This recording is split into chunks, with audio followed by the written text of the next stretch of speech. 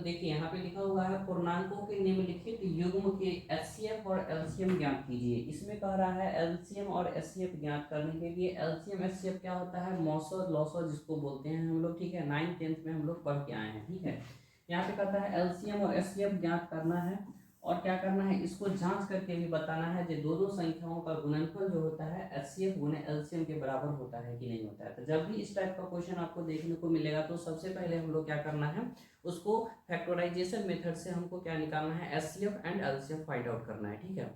जब HCF LCM निकाल लेंगे तब क्या करना है, एक फार्मूला को यूज करके उसको दिखा देना है कि और दोनों का गुणनफल क्या होता है, एक संख्या गुने दूसरी संख्या होता है कि नहीं होता है। तो हम लोग पहले चलते हैं, सबसे पहले हम क्या निकालते हैं, दोनों अभाज्य गुणनखंड विधि से हम निकालेंगे एलसीएम और एचसीएफ। तो देखिए यहाँ पे फर्स्ट क्वेश्चन क्या दिया है आप लोग को, फर्स्ट क्वेश्चन दिया है 26 और 91। जब दो संख्या दिया रहता है तो इसको सबसे पहले हम लोग क्या करते हैं, फैक्टराइजेशन मेथड से हम क्या निकालते हैं, एलसीएम और एचसीएफ निकालते हैं। तो एलसीएम एचसीएफ निकालने के लिए सबसे पहले इसको फैक्टर तोड़ना रहता है। तो यहाँ पे 26 का फैक्टर तोड़ेंगे, 2 से लगेगा तो कितना होगा, 13 हो जाएगा। फिर कितना से लगा सकते हैं, 13 से 1 बार में लगा सकते हैं। उसके बाद दूसरी संख्या क्या दिया है, 91 दिया है, इसका फैक्टर तोड़ते हैं तो यहाँ पे क्या हो जाएगा, 7 से आप लगा सकते हैं, ठीक है।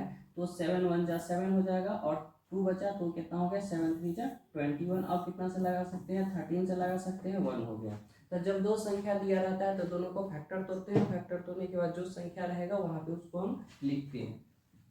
देखिए फैक्टर तोड़ने के बाद जो संख्या देगा उसको क्या करना है, जो फैक्टर आप तोड़े हैं वह संख्या उसके सामने लिख दीजिए। तो देखिए वहाँ पे लिखा हुआ है 2 और क्या लिखा हुआ है 13। उसके बाद 91 का फैक्टर में क्या आया है, गुणनखंड। तो 19 के फैक्टर में गुणनखंड जो आया है 7 है और 13 है, तो लिखेंगे 7 और 13, ठीक है। अब देखिए इसमें क्या करना है, हमको एचसीएफ निकालना है और एलसीएम निकालना है। तो एचसीएफ निकालने के लिए क्या करते हैं, जो देखा जाता है कि कॉमन संख्या क्या है, कॉमन संख्या क्या है, जब दोनों संख्या दोनों में जो मिक्स हो मिलेगा, जैसे देखिए 13 दोनों में मिल रहा है, इसमें भी है और इसमें भी है, तो यह क्या कहलाएगा, कॉमन कहलाएगा। तो जो संख्या कॉमन होता है वह क्या कहलाता है, एचसीएफ कहलाता है। देखिए यहाँ पे 2 है, इसमें 2 नहीं है तो 2 नहीं लिया जाएगा। 7 इसमें है, इसमें नहीं है तो नहीं लेंगे 7। यानी कॉमन जो संख्या होता है वह संख्या एचसीएफ कहलाता है। यहाँ पे कॉमन संख्या क्या है, 13 है, तो एचसीएफ क्या कहलाएगा, 13 कहलाएगा, ठीक है। आई होप आप लोगों को समझ में आया होगा। तो चलिए अब देखते हैं एलसीएम, इसी का एलसीएम निकालते हैं। तो एलसीएम में क्या होता है, एलसीएम में आपको क्या करना है, जो इसमें मैक्सिमम पावर लिया जाता है, ठीक है, पावर के रूप में पहले इसको हम लिख लेते हैं। तो देखिए अगर इसमें पावर हम लिखते हैं तो 2 कितना टाइम्स है, 1 टाइम्स, 13 कितना टाइम्स है तो 1 टाइम्स, ठीक है। यहाँ पे 7 कितना टाइम्स, 1 टाइम्स, उसके बाद 13 कितना टाइम्स, 1 टाइम्स। तो अब इसमें देखिए सबसे ज्यादा जो पावर रहेगा वही लेना है। तो देखते हैं यहाँ पे एलसीएम में जो देखा जा रहा है, जो यहाँ पे देखते हैं 2 इसमें है, इसमें नहीं है, तो जब सिंगल 2 है तो 2 भी आएगा, जो सिंगल आता है उसको एलसीएम में लिखा जाता है।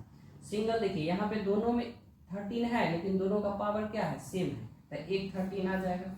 जब पावर सेम रहेगा तो उसमें से एक आ जाता है। उसके बाद एक 7 है तो 7 सिंगल है तो सिंगल भी आ जाएगा। यानी जो पावर ज्यादा रहता है वह संख्या लेते हैं, उसके बाद जो सिंगल रहता है उसको लेके क्या करते हैं, दोनों को मल्टीप्लाई किया जाता है।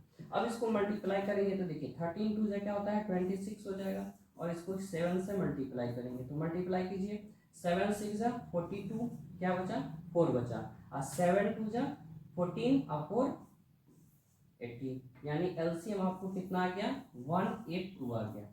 तो आपको दो आंसर यहाँ पे मिल गया। अब जब एलसीएम एचसीएफ हम निकाल लेते हैं तब कहता है कि आप चेक करके बताइए जी क्या दोनों संख्याओं का गुणनफल एलसीएम गुने एचसीएफ होता है कि नहीं होता है। तो चलिए अब यहाँ पे हम क्या करेंगे, जांच करके देखते हैं। यहाँ पे हम लोग को जांच करना है कि दोनों संख्याओं का गुणनफल एलसीएम गुने एचसीएफ के बराबर आता है कि नहीं आता है। तो चलिए पहले हम फार्मूला लिखते हैं दो संख्याओं का गुणनफल। यह फार्मूला है, याद रखिएगा, दो संख्याओं का गुणनफल, दो संख्याओं का गुणनफल बराबर जो है क्या कहता है, तो एचसीएफ गुने एलसीएम। तो यहाँ पे लिखेंगे एचसीएफ गुने एलसीएम, ठीक है। अब देखिए यह फार्मूला हो गया। यहाँ पे अब कह रहा है दो संख्याओं का गुणनफल, दो संख्या जो ऊपर में दिया रहता है जिसका हम मौसा लौसा निकाले हैं वही दोनों संख्या के बारे में कह रहा है। तो दो संख्या क्या है 26 और 30, 26 और 91, यह दोनों संख्या है, दो संख्याओं का गुणनफल यानी दोनों को क्या करना है मल्टीप्लाई कर देना है। उसके बाद कह रहा है जो आप बताइए जो यहाँ पे जो एलसीएम है, एलसीएम कितना है, एचसीएफ कितना निकाले हैं 13 निकाले हैं, तो एलसीएम के जगह पे क्या लिखेंगे 13 लिखेंगे, एचसीएफ के जगह पे 13 और एलसीएम के जगह पे क्या लिखाएगा, तो एलसीएम के जगह पे आप लिख सकते हैं एलसीएम कितना आया है 182। अब दोनों को क्या करना है मल्टीप्लाई। अब देखिए 26 को 91 से मल्टीप्लाई, देखिए 91 को 26 से मल्टीप्लाई करेंगे तो 6 होगा, ठीक है, 6 9 जा 54, ठीक है, 2 1 जा 2 और 9 2 जा 18, इसको ऐड करें 6 4 2 6 8 5 13 और ये 2 कितना आ गया, यहाँ पे लिखते हैं 2 3 6 6। दोनों संख्या का गुणनफल जितना आया है उतना ही आएगा एलसीएम गुने एचसीएफ का गुणनफल। तो चलिए इसको भी हम मल्टीप्लाई करके देखते हैं। तो यहाँ पे क्या है 182, कितना मल्टीप्लाई करना है 13, क्योंकि मेरा जो एचसीएफ है वह कितना है 13 है, ठीक है, यह दोनों को मल्टीप्लाई करना है। तो मल्टीप्लाई कीजिए 3 2 जा 6, 8 3 जा 24, 2 बचा, 3 1 जा 3 और 2 5 हो गया। 1 को 2 से मल्टीप्लाई तो कितना होगा 2 होगा, 1 को 8 से कितना होगा 8 होगा, 1 को 1 से कितना होगा 1 होगा। इसको क्या करना है ऐड करना है, तो ऐड कीजिए, यहाँ पे कितना हो गया 6, यहाँ पे 6 8 5 13 और ये क्या हो गया 2। अब देखिए कितना है 2 3 6 6, क्या देखिए दोनों का रिजल्ट सेम आया कि नहीं है, दोनों का रिजल्ट सेम है, वही सेम कर रहा, अगर सेम नहीं होगा तो आपका क्वेश्चन गलत हो जाएगा। यहाँ पे सेम आना चाहिए तब जाके यह दोनों क्या हो गया, दो संख्याओं का गुणनफल बराबर एलसीएम गुने एचसीएफ।